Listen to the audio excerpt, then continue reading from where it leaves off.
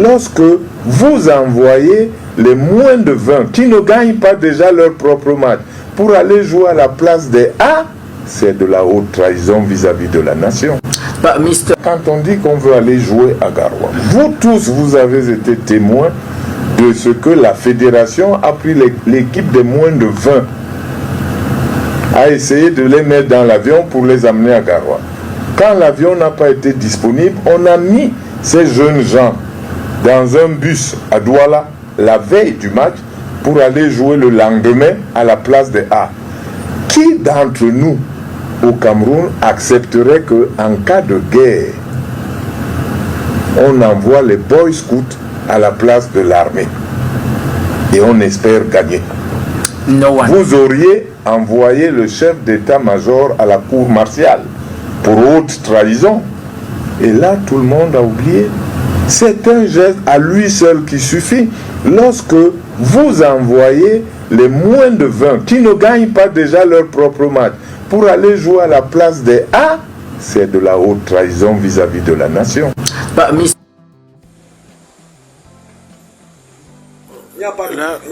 des joueurs qui descendent de l'avion, ils sont débarqués et remontent au niveau de la jetée.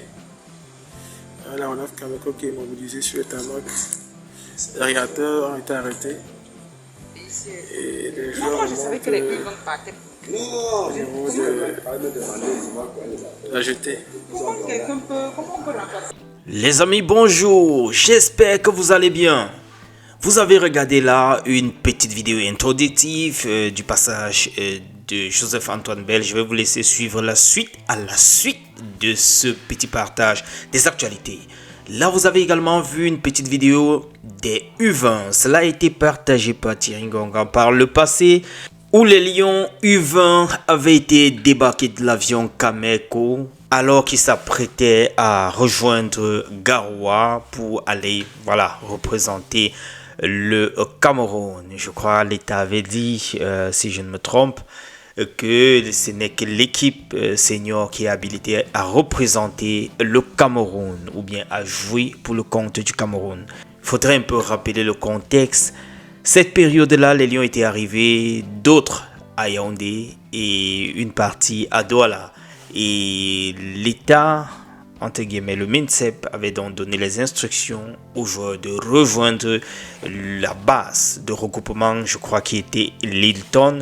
Donc du coup, les joueurs étaient partagés par le choix, soit aller selon les consignes de la fédération ou aller selon les consignes du MINSEP. Et ceux-là qui avaient atterri à Douala et voulaient rejoindre l'hôtel réservé par la FECAFOOT avaient été donc conduits par la suite du côté de Yaoundé.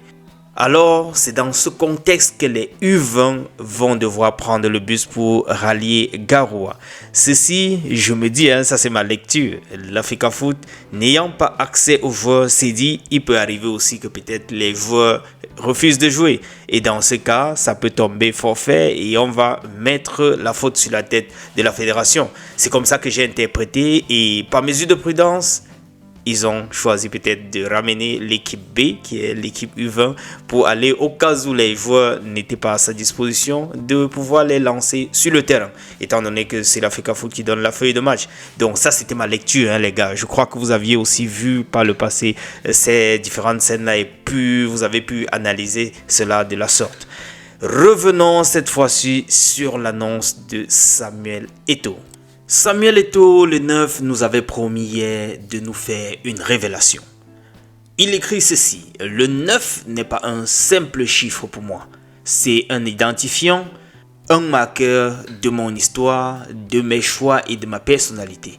Alors, il était naturel que je vous annonce ce 9 juillet un tournant. Aujourd'hui, je suis heureux de vous annoncer le début d'une nouvelle aventure. Je suis fier d'être ambassadeur panafricain de World Cola.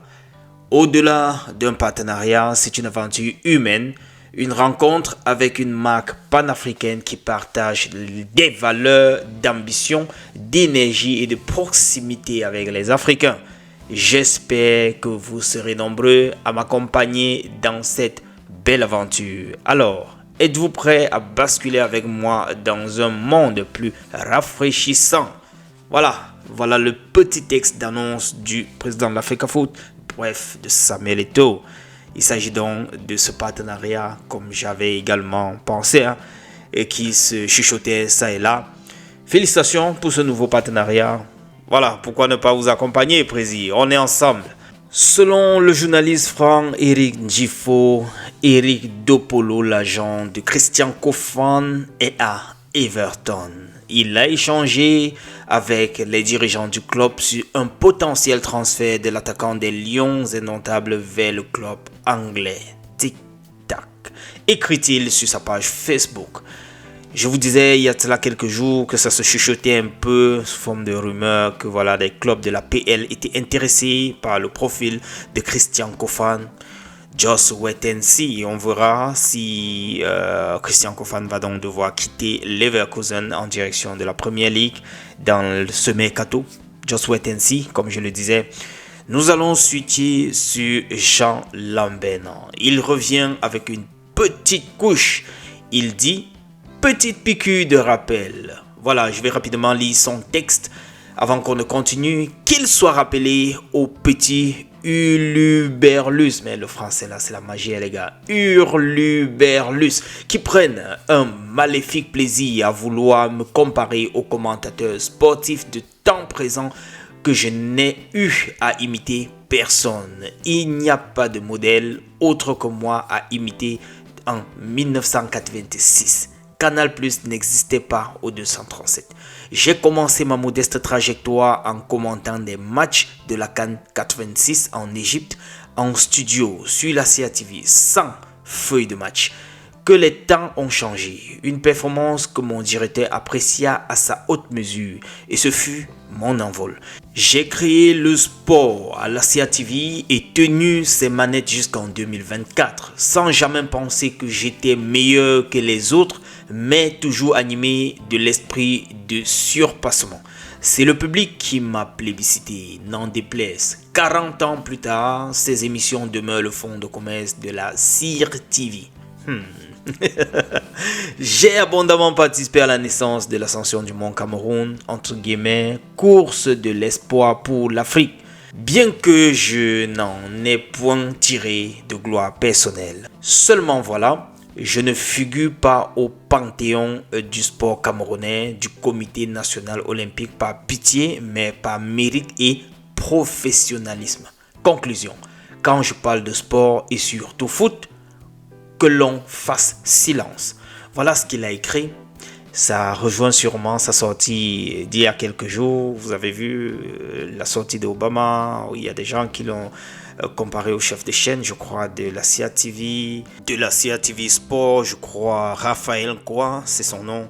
Bref, je crois que ça va dans ce sens-là. Une petite réaction, c'était Jean Lambernan. Les amis, switchons un tout petit peu avec les Lions qui sont en train de préparer la CAN du côté du Maroc. Ce mercredi, nos Lions ont effectué une séance d'entraînement. Elle s'est déroulée en matinée au complexe Moundi, leur camp de base. Le staff a insisté sur les transitions offensives et défensives, des exercices tellement bien assimilés par les joueuses que le staff a accordé un petit repos au groupe pour le reste de la journée. Voilà pour ce qui est de la préparation de nos jeunes joueuses. Regardons un tout petit peu cette affiche qui nous montre le groupe dans lequel serait logé le Cameroun pour le compte de la CAN 2027. En tout cas, des éliminatoires ou bien qualifications pour cette CAN-là. Nous avons dans le groupe G le Cameroun, les Comores, la Namibie, le Congo. Les gars, comme d'habitude, c'est un groupe abordable. Comme d'habitude, on va peut-être prendre ça un peu à la légère, mais attention, n'oublions pas que on a fait des bêtises cette fois-ci, ça nous a coûté une Coupe du Monde. On était obligé de voir comment toutes les équipes africaines étaient en train d'aller en 16e de finale et nous on n'avait que nos yeux pour pleurer. Alors, dès le premier match, on prend ça au sérieux. Moi-même, sur cette chaîne, les gars, je vais mettre le feu derrière les Lions la période-ci. Je ne vais plus voir le match des autres à la télé alors que nous, on est à la maison. Moi, je vais jouer ma part de partition en mettant le feu lors des matchs des Lions. Allons-y.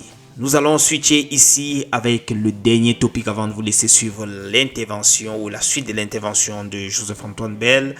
Nous allons switcher sur le match de ce soir. France-Maroc. Ce sera autour de 21h. Les gars, on dit quoi? La France va gagner, non? On est quand même là pour Kiki, non? Pour Tchouameni, non? Ou bien? Retrouvons-nous dans le prochain tour, les amis. Passez une bonne journée. D'ici à là, take care. Ciao. Les problèmes des Lions ont commencé bien avant. Et donc, les Lions n'ont pas voulu se qualifier. Quand je dis les Lions, tout le monde est Lions, c'est-à-dire la fédération elle-même. C'est elle, les Lions. Donc, vous ne pouvez pas... The players as well? Non, les players, eux, ils jouent. The manager? We're on the manager. That's it. Yes. That's We're on it. the manager. That's it. So, this manager has encountered hinders and hinders and hinders. So, you cannot forget that. Dès le premier match, alors que son équipe avait montré un visage totalement différent de ce qui se passait avant et qu'ils ont gagné 4-1, vous ne pouvez pas oublier qu'à l'occasion de ce match, on leur avait refusé les équipements, on leur avait refusé le bus, que la nuit où ils ont gagné, et là j'ai été témoin, la nuit ils ont gagné, ils ont reçu copie de lettres qui avaient été envoyées à leur club où la fédération disait ne pas savoir où ils sont. Moi, j'ai été témoin parce que le Napoli a appelé, ici au Cameroun, a appelé un contact et j'étais avec ce contact pour demander où était passé Zambo Anguissa. Qu'ils étaient très inquiets. Ils ont reçu une lettre de la fédération qui leur dit que Zambo Anguissa ne joue pas pour le Cameroun, il est perdu dans la nature. Et leur contact a démenti et a été obligé de me passer le téléphone pour que je témoigne que ce n'est pas vrai, que Zambo Anguissa a joué hier et qu'il est à l'hôtel Hilton où habitent tous les autres joueurs. Donc c'est vous dire que c'est depuis le début qu'il y a eu tous ces obstacles-là et que donc ce n'est pas surprenant qu'à la fin on ne soit pas qualifié parce qu'il n'y a aucune équipe au monde, et j'ai eu à le dire avant, il n'y a aucune équipe au monde qui s'auto-censure elle-même. Je vais vous donner 2 exemples qui sont arrivés. Je parle de faits. Je ne dis pas je pense que. Je parle de faits. Et dans les faits, vous avez, quand un entraîneur n'est pas sur le banc, c'est qu'il a été suspendu. Et quand on vous suspend, ça veut dire qu'on veut handicaper l'équipe. On vous punit. Sanction, actually. Bon. Donc, or, quand vous-même vous décidez que votre entraîneur ne va pas être sur le banc, ça veut dire que vous vous sanctionnez vous-même. Quelle est l'équipe qui va jouer en se sanctionnant elle-même? Quel est le boxeur qui va en bandant un bras pour boxer avec un seul bras? Donc vous vous sanctionnez vous-même. Dites-moi un peu, c'était quelque chose de public. L'équipe nationale, l'entraîneur est à Yaoundé, veut jouer à Yaoundé. On lui dit au dernier moment qu'il faut absolument aller jouer à Garoua. C'est-à-dire qu'on veut absolument le contrarier avec ses joueurs. Et maintenant, quand on dit qu'on veut aller jouer à Garoua, vous tous, vous avez été témoins de ce que la fédération a pris l'équipe de moins de 20 a essayé de les mettre dans l'avion pour les amener à Garoua. Quand l'avion n'a pas été disponible, on a mis ces jeunes gens dans un bus à Douala la veille du match pour aller jouer le lendemain à la place des A. Qui d'entre nous au Cameroun accepterait qu'en cas de guerre, on envoie les Boy Scouts à la place de l'armée et on espère gagner? No one. Vous auriez envoyé le chef d'état-major à la cour martiale pour haute trahison. Et là, tout le monde a oublié. C'est un geste à lui seul qui suffit. Lorsque vous envoyez les moins de 20 qui ne gagnent pas déjà leur propre match pour aller jouer à la place des A, c'est de la haute trahison vis-à-vis de la nation. But Mr. Bell,